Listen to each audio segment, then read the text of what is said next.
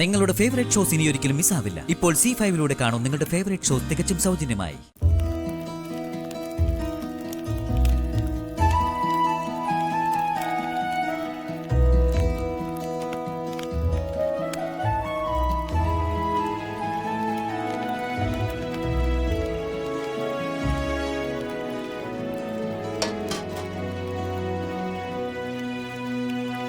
എല്ലാവരും പ്രാർത്ഥനയോടുകൂടി നിൽക്കണം. ഇനി ഞാൻ ചൊല്ലുന്ന മന്ത്രങ്ങൾ ഏറ്റു ചൊല്ലണം.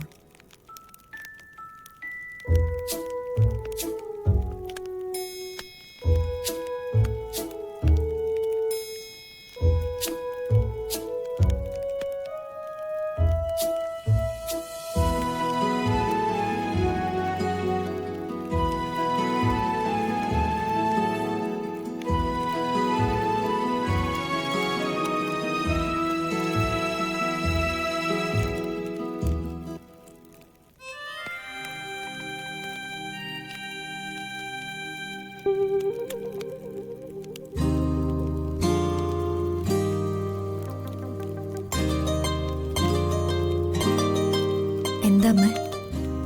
ദേ അവളവിടെ നിപ്പുണ്ട്. അവളെ പുറത്തേക്ക് ഇറക്കരുത്. മുറിക്കകത്തിട്ട് പൂട്ടിയേക്ക്. ശരി അമ്മ. ശരി.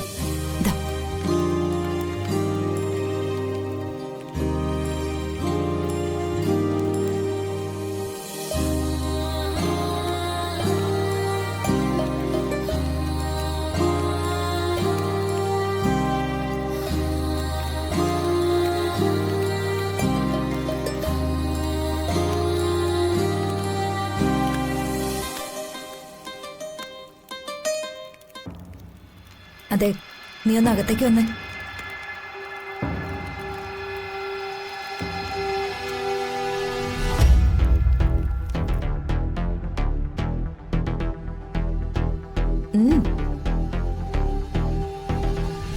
അതെ, നീ പൂജയ്ക്ക് വരണ്ടെന്ന എല്ലാവരുടെ അഭിപ്രായം.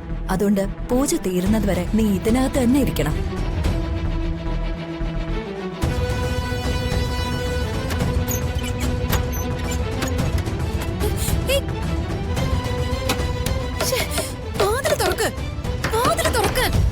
അതെ, ബഹളം വെക്കരുത്. കുറച്ചു നേരം കിടന്ന് ഉറങ്ങിക്കോ. ഈ വീടിനൊരു സ്വസ്ഥത കിട്ടട്ടെ. വാതില് തുറക്കുന്നുണ്ടോ?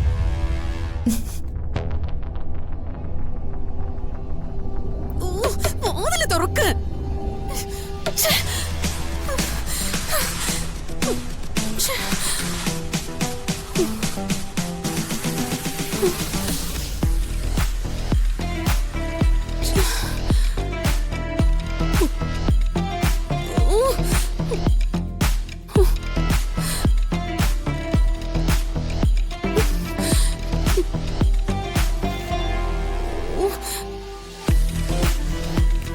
അവളെ അതിനകത്തിട്ട് പൂട്ടിയല്ലേ? അതെന്റെ തീരുമാനമൊന്നുമല്ല, അമ്മയുടെ തീരുമാനം. അവൾ അതിനകത്ത് കെട്ടിത്തൂങ്ങി ചത്താലോ? അതവളുടെ വിധി.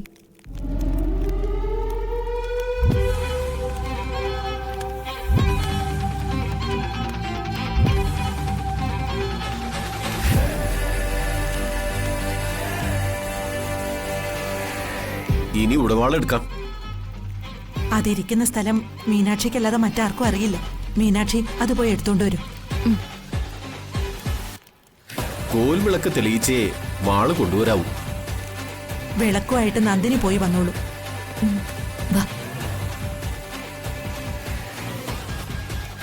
മാലതി എവിടെ പോവാ? അല്ല, അവർക്കൊരു കൈസഹായത്തിന്. വേണ്ട, അതിന്റെ ആവശ്യമൊന്നുമില്ല. ഇവിടെ നിന്നാ മതി.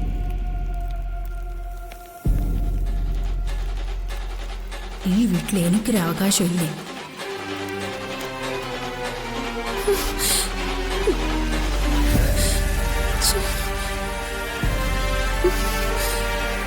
അസൂയ മൂത്തവളെ, ഹത്യാഗ്രഹം കൊണ്ട് ഈ വാൾ അപഹരിക്കാൻ നോക്കിയാൽ ചണ്ടമുണ്ടാവന്മാരെയും രക്തബീജനെയും വധിച്ച പോലെ നിന്നെയും നാം വധിക്കും.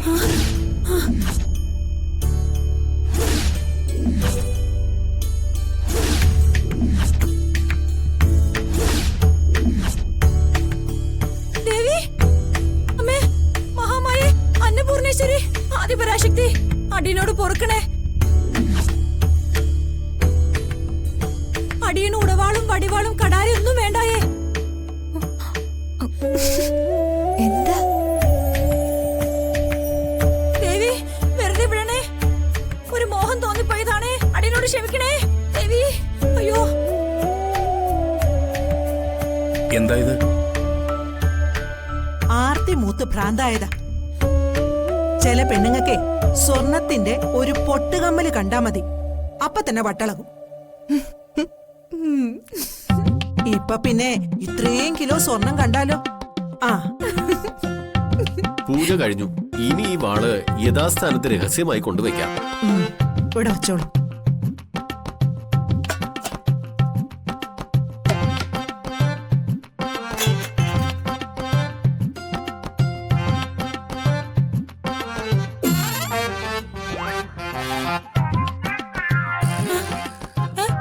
ദേവി എവിടെ പോയി?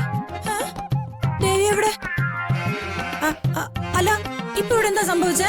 ദേ, കൈമളേട്ടൻ പറഞ്ഞു തരും. സംഭവിച്ചത് സ്ഥലകാല വിഭ്രാന്തി, ചുരുക്കി പറഞ്ഞാൽ ഭ്രാന്ത്. ഈ കേസിൽ ഞാൻ രക്ഷപ്പെടില്ലെന്നാണോ വക്കീല് പറയുന്നത്? ഏയ്, അങ്ങനെയല്ല. കേസിന്റെ സീരിയസ്നെസ് മാഡം മനസ്സിലാക്കണമെന്നേ ഞാൻ അർത്ഥമാക്കിയുള്ളൂ. അതൊക്കെ എനിക്കറിയാം വക്കീലെ. ഞാൻ എത്ര കേസ് നടത്തിയത്. മാഡത്തിന്റെ ജാമ്യം റദ്ദാക്കണമെന്നും അറസ്റ്റ് ചെയ്ത് ജയിലിലാക്കണമെന്നും കാണിച്ച് പോലീസ് കോടതിയിലേക്ക് പോകും. പോട്ടെ, അതിനല്ലേ ലക്ഷങ്ങൾ എറിഞ്ഞ് ഞാൻ നിങ്ങളെപ്പോലത്തെ വക്കീലന്മാരെ വെക്കുന്നത്. വക്കീലിന് എന്താ ഒരു ചാഞ്ചാട്ടം? എന്താ ഞാൻ തരുന്ന പണം പോരാന്നുണ്ടോ? അയ്യോ, എന്താ മാഡം ഇങ്ങനെയൊക്കെ പറയുന്നത്? മാഡത്തിനോടുള്ള ഫ്രീഡം കൊണ്ട് ഞാൻ ചില കാര്യങ്ങൾ തുറന്നു പറഞ്ഞതേ ഉള്ളൂ. ഈ കേസിൽ നിന്നൊക്കെ മാഡത്തെ രക്ഷപ്പെടുത്തി തരാൻ എനിക്ക് കഴിയും. എനിക്കിതല്ല വലിയ പ്രശ്നം. ജയറാമന്റെ ജാമ്യം റദ്ദാക്കി അവനകത്തേക്ക് വിടാൻ എന്താ ഒരു വഴി? ജയരാമന്റെ കേസ് നടക്കുമല്ലേ, അതിലയാളെ കോടതി വെറുതെ വിട്ടേക്കുമെന്നാ എല്ലാവരും പറയുന്നത്. എന്താ വക്കീലേ പറയുന്നേ? മാഡം, ജയരാമനെതിരെ ഒരു ശക്തമായ മൊഴിയുള്ളത് ആ ഫ്ളാറ്റിലെ അസോസിയേഷൻ പ്രസിഡന്റിന്റെയാണ്. ആ മൊഴി തെറ്റാണെന്ന് പ്രതിഭാഗം വക്കീലിന് തെളിയിക്കാനായാൽ ജയരാമൻ പുല്ലുപോലെ ഊരിങ്ങ് പോരും. അത് പാടില്ല വക്കീലെ.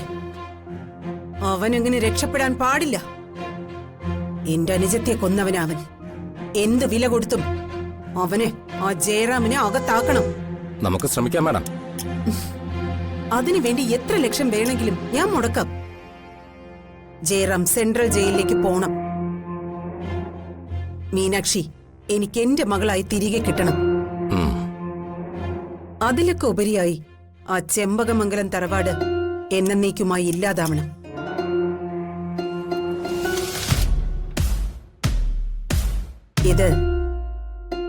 ഇതെന്റെ സ്വപ്നമാണ്. ഈ സ്വപ്നം ഞാൻ സാക്ഷാത്കരിക്കും. ഡൗൺലോഡ് ചെയ്യൂ C5 ആപ്പ്. കാണൂ എല്ലാ എപ്പിസോഡുകളും സൗജന്യമായി.